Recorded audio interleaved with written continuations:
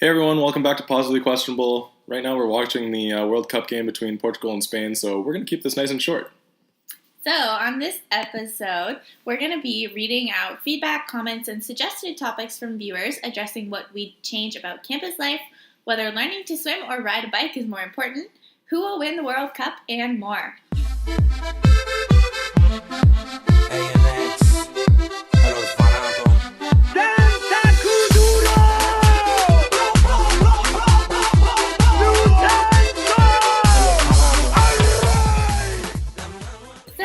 We have been getting quite a few emails, and this one is from pq.number1fan@gmail.com. So yeah, we mentioned that we got an email from this one guy whose email address was pq.number1fan@gmail.com, and he actually replied he has an identity, kind of, and his name is Jesper. So he writes a bit of a long one, so I'm just going to dive right into it and read it out. But he says, "Wow, what a show. I was on the edge of my seat the entire time you talked about high school because I thought Bri was going to yell at Luke. I've been telling all my friends to listen. Granted, it is only 3 people, but I'm trying. I have a couple questions that maybe you could talk about sometime. Or don't. I'll listen either way." Well, you're in luck, Jesper, because we're going to talk about these. First, where I'm from, we have a very different way of school setup. Obviously, I don't totally understand how being a Don works, or whatever it is called where you are. But as someone in your position, or even in general, if you could change one thing about student life on your campus, what would it do and why? What would you do and why? You want to answer that? Is there something you would change about campus life? Maybe one thing, this kind of goes along with what you're going to say, Luke, maybe giving a little more attention to encouraging like mental health and students being more open to having experiences that will make them more well-rounded outside of the classroom. Because I think that, and also, we're a really big like STEM school, but I think it's really cool that they're moving more towards trying to be a STEAM school to incorporate like arts into it as well. And I'm not just saying that because I'm an arts student, but I do really think it is important to have just as much like prestige for those programs because they're still equally as difficult, just in a different way. And so I think that's maybe what I would change. What about you, Luke? One thing that I would love to see is, and I don't really know how to go about doing it, but see more student involvement in like sports teams and more like school spirit and more like warrior pride, because we have such a big student body, but it's like no secret that we get pretty poor like turnout to sporting events and like different events run by feds on campus. And it just be like, with such a big student body, we could really be like a powerhouse, especially with our sports teams starting to get a lot better than traditionally they've been in the past. Like, we have some really good talent, and it's something that we could just use as sort of like a driving force to make our school that much more well-rounded outside of the classroom. Yeah, I definitely agree. So hopefully that answers your question, Jesper. And in response to that, if any of you guys have ideas on how you could change University of Waterloo campus, or if you're from a different school and there are things that you do at your school that you're maybe wondering if we do it a little bit differently here, or if we do it the same here at Waterloo, send us an email, and we'd love to read out what you guys have to think about that. Good stuff. Okay. So anyways, moving on to the next part of Jesper's email. This one's a long one. But he says, "My next question is a couple specs you use for your setup.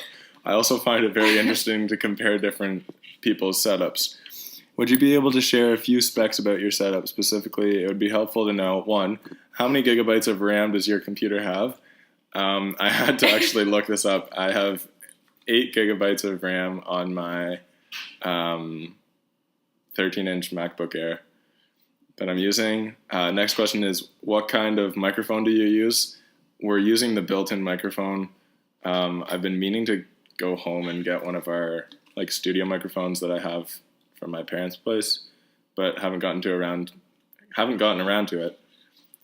So bear with us while we use the built-in microphone. What's the range of the microphone? Some people like to add dramatic effect to their stories by adding depth to the sound by sometimes yelling some parts from another room. I do that. I don't know if that's really applicable to us in this context. It's definitely a strange question from the range is pretty low. Let's just leave it at that. Mm-hmm. Yeah. What chair do you use? Bri and I just sit on one of my couches in my room, and we sit pretty close to the computer so that it's not like it's awful sound quality when we have to turn up the sound of the track. Yeah, so we sit on a couch, not a chair. Number 5, what is the exact size of the room you record in? If this measurement could be given in hands squared, that would be very helpful. Okay, Jesper, that's a little bit picky. But I think this room is about, what'd you say, 10 feet by 20 feet, 10 feet by 17 feet, somewhere around there. Sure. I don't know. And it's like one of the walls is drywall and the other, 2 of them are cinder block and one of them is just windows, in case you're wondering. It's a nice room. Yeah, it is a really nice room. Okay. And then last question, how many pens do you think you go through in an average month of recording? Okay, first of all, we've only been doing this for 3 weeks. Yeah, so we don't really have a sample size, and we haven't used a single pen yet. Yep. So we're gonna say 0. Okay. Hope you're satisfied, Jesper. And this is the last part of his email. We thought we'd share with everyone. It's funny. It's kind of funny and kind of weird. But he says, also, if you would ever like to have a guest on the podcast to maybe have another culture, that would be cool.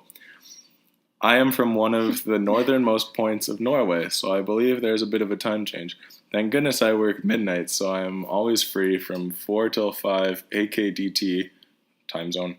Don't ask why we use that time zone. We just do. I should mention that I'm pretty busy the next 2 weeks. I have to attend a celebration of life for my cousin's boss's granddaughter's 4th grade teacher's spouse's best friend's pet goldfish, who has passed away. You're probably wondering who holds a celebration of life for a fish, right? Well, believe it or not, this specific goldfish broke the world record for the longest living goldfish fed exclusively peas for the entirety of its life. It is truly a miraculous feat. I'm looking forward to the next podcast, and as we say in my native language, Venlake Hilson, hugs, your number 1 fan. It's quite the mouthful. Yeah, so for anyone who didn't catch that, Jesper is telling us that he's attending a celebration of life for his cousin's boss's granddaughter's 4th grade teacher's spouse's best friend's pet goldfish. Must be a pretty important goldfish if you ask me. But Jesper, expect an email back. We'll get in touch to maybe setting up some sort of a remote guest appearance on the show. I'm really excited. I want to see what this guy looks like. Okay. Anyways, we'll see. Jesper, I'm looking forward to it. So that wraps up our first pretty lengthy email. All right. So the next one we got. So the next one we got is from an anonymous viewer. And they just wrote in, "Hi, Luke and Bri, love the 3rd podcast. You guys are great to listen to during those slower days at work, performing very menial tasks. Just a few questions for both of you. When you were talking about healthy eating and the effects on your mental health, are there any certain foods that you either try to eat more or stay away from because of the effects you find it has on your mental health? As someone who struggles with mental health issues and tries to lead as healthy of a lifestyle as possible, I'm wondering if you guys have any suggestions or thoughts on what works for you." Do you want to go first while I think about this? Okay. Yeah, I think the main thing for me, one of the things that I really like making are smoothies. And I make a lot of smoothies that have like sweet natural sugars in them because I really like sweet foods. And I find like if it's like it's a natural sugar, it doesn't make you feel as like bloated or weighed down. Mm-hmm. And it just like makes you feel like energized for the rest of the day. Mm-hmm. So that's something that I really like. And you can feel like good about what you're eating. And another thing that I really like is broccoli. I don't know. It's just like a little treat. I noticed that yesterday. You were just eating raw broccoli out of a bowl. Yeah. People don't normally do that. No, yeah. I'm a big fan. And it's just like, it's like every little tree is like its own little mission. And Oh my it's God. like, you just get a tree and it's like, okay, I'm going to chomp you down. And anyways. All right. So, but definitely fruits and veggies. And again, like we mentioned on the last episode, it's sometimes tough to like have access to that as a student. But as much as I can, I try to have those. Yeah, I'm the same way. I really like smoothies. Every day in the morning I have a smoothie, and I always have coffee. I'm a huge coffee person. But also I have a lot of allergies too, so it's really hard to find things that are good to eat that are like healthy and filling and stuff. But something that I really like is I like fruits and vegetables, but quinoa and like quinoa salads and stuff, and just like pure like protein, like chicken and stuff like that. Things that are like satisfying and like filling to eat, but like you feel good after you eat it. It's not too like bland or anything, but yeah, I eat a lot of fruit too. That's the thing. Watermelon is my favorite, and it's like it's good for you. So. And it's just water. Yeah, so just things like that. But also everything in moderation, right? So yeah. The next question that this listener asked was, I would also like to know your thoughts on whether you think the skill of riding a bike or learning to swim is more important. As someone who is currently working in a child treatment center where I recommend recreation and leisure activities to families and their children, many parents seem to believe that swimming is a more important skill than learning to ride a bike. Although both are very common recreational activities, I'd like to know your thoughts on what you think is more important, why it's important, and maybe what skill you learned first. Thanks for always keeping me entertained during slower days at work, and I look forward to the next podcast. Take care. Okay, so this my answer is going to be a little different than what you think it would be, because I'm a lifeguard and I used to teach lessons to ranging from babies to older adults. And I grew up on a lake, so you'd think that maybe I would say swimming is more important, but I actually think riding a bike is. I just think the skill is a little more transferable to life. But it's also, I think it's contextual. I learned to swim way before I learned to ride a bike, just purely because I lived right on a lake and my parents put me in swimming lessons and stuff like that. Definitely think it's a helpful skill, but not necessary. But I don't know. What was the other part of the question? Why do you think it's important? I don't know. I just feel like you need that. You need to be able to balance for so many things. Learning to ride a bike is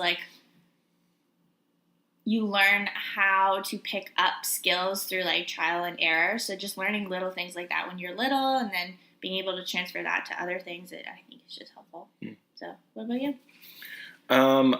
Well, firstly, I think that both are really important. Especially, I can see from a parent standpoint why they would think that swimming is so important, especially if you're going on family trips or something to the beach. Yeah. You want sort of a security blanket, knowing that your child is pretty competent in the water. But I think I'm gonna have to say riding a bike as well. I learned to ride a bike before I learned to swim, and it was just a form of exercise that I could just do by myself.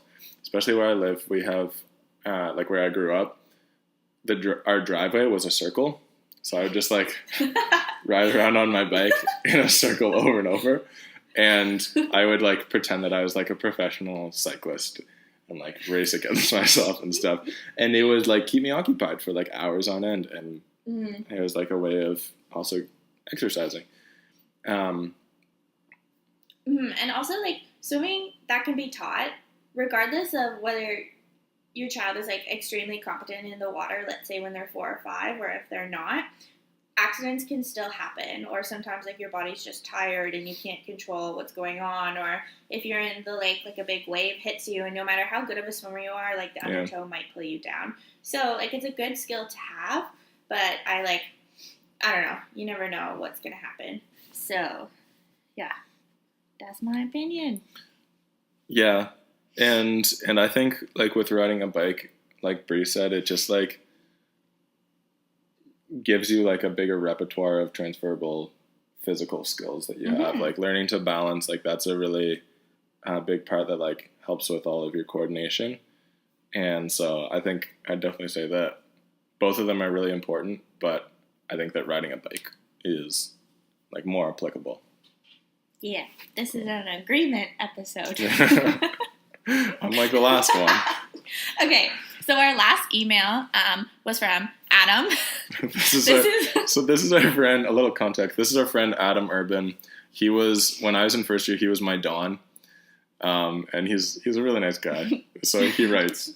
He says, "Hey PQ, I like the show, but I must agree with another listener that the half-hour format is much appreciated. Great topics and discussion so far. You guys do a solid back and forth. Are you planning on having guests on the show? Because I know my neighbor also listens in from time to time. I especially enjoy how Luke employs the word like for a variety of uses. It's like totally awesome." A couple of questions for you. Who do you think is going to win the World Cup? Also, which is better, beer pong or flip cup? Thanks, Rick. Okay, Adam. I don't know if he was trying to fool us with his name, but your email is adam.urban.26@gmail.com. So sorry, Adam. We know it's you. Okay, so what do you want to talk first about of all, are we planning on having guests on the show? Okay, short answer to that, yes. We want on our next episode to have a guest. We've been talking to one of our friends who is also a Don. Yeah. And we're just trying to figure out a time that works for the three of us. But yes, we will be having guests on the show. And if anyone who's listening wants to be a guest, just send us an email saying that you're interested in being on a guest, and we'll get in touch with you and see if we can work something out. Mm-hmm. Cool. All right. This question, I guess. So, who do you think is going to win the World Cup? First of all, I know absolutely nothing about the World Cup, but you do, Luke. So it's a soccer tournament. Okay, well, I know that. But, like, okay, give me a little more. So basically, there's a big, like, qualification process for it. They, like, work it down to 32 teams, and they're divided into groups of 4. And you play each team in a group of 4, so you play 3 games. Mm-hmm. And then the top 2 teams from each pool move on to like a round of 16. Okay. And you just play like it's single elimination. And it's like round of 16, quarterfinals, semifinals, finals. Okay. How long does the tournament last for?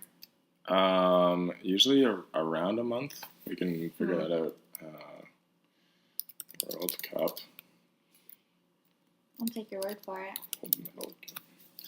Yeah, I think it's usually around a month. Oh, this is giving us hockey. World Cup of hockey. Okay, well, we can figure that out. Mm-hmm. We have the internet. But yeah, normally it's around a month. I'd say maybe a bit less.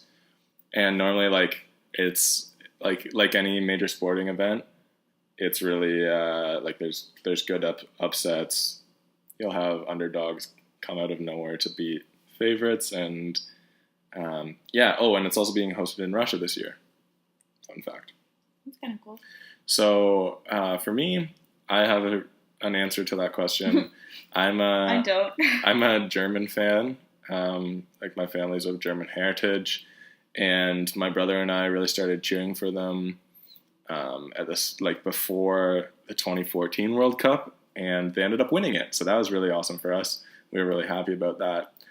So I'm just gonna go with the emotional pick, and I'm gonna say that Germany's gonna win it. My favorite club soccer team is Bayern Munich, and they have a lot of German players that play for them, and I just really like the way they carry themselves. They're just like a classy group of guys. So I'm really hoping, and I think that Germany is gonna win it for the second time in a row. Nice. I could give you an opinion, but I honestly don't really know anything about the teams. So you're not going to pick even... No. Right now we're watching Portugal and Spain. You don't think one of these could win it? Well, from what you have told me, like, they could. Yes? Yeah. Yeah. Anyway, I don't have much to contribute for this topic, but... Well, thanks for doing your research, Bri. We're not supposed to prepare for this. Okay, so Okay, let's if move on to you something I can answer. well, first, if you guys want to add in anything and have an opinion on who will win the World Cup or who your favorite team is, who you're cheering for, shoot us an email, and we'll read it out on the next episode. Mm-hmm. Okay, so next question. Also, which is better, beer pong or flip cup?